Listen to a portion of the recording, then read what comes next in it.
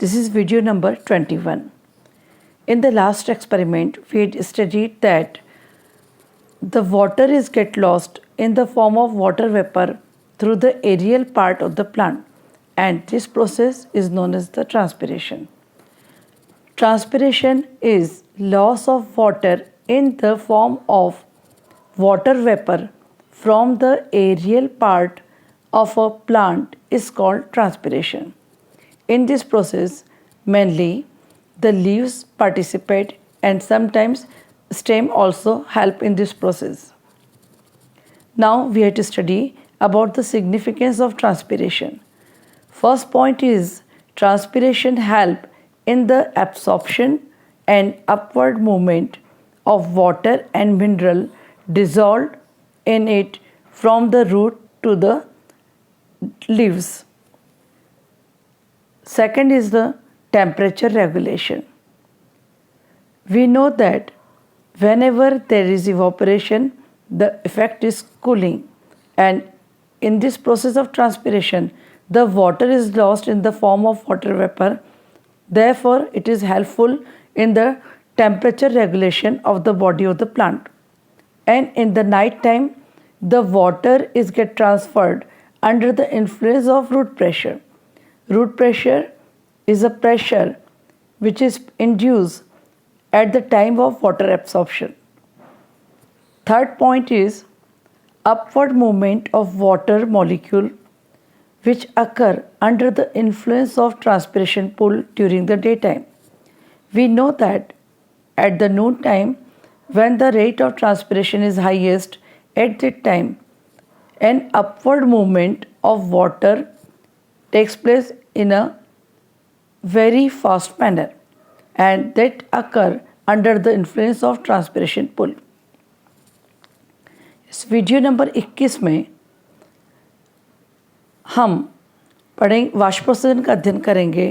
पिछले प्रयोग में हमने देखा कि पौधों के वायवीय अंगों के द्वारा जल की वाष्प के रूप में हानि होती है, जिसे हम वाष्पोत्सर्जन कहते हैं। वाष्पोत्सर्जन अर्थात पौधे के वायवीय भागों से जल की वाष्प के रूप में होने वाली हानि को वाष्पोत्सर्जन कहा जाता है। इसके पश्चात हम वाष्पोत्सर्जन का महत्व पढ़ेंगे। इसका पहला बिंदु है वाष्पोत्सर्जन जल के अवशोषण एवं जड़ से पत्तियों तक जल तथा उसमें विलय खनिज लवणों के ऊपरीमुखी गति में सहायक है। ऊपरीमुखी मतलब ऊपर की दिशा में।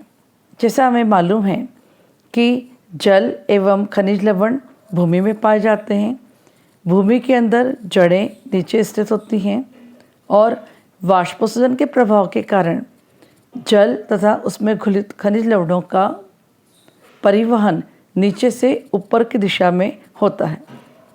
दूसरा है ताप नियमन।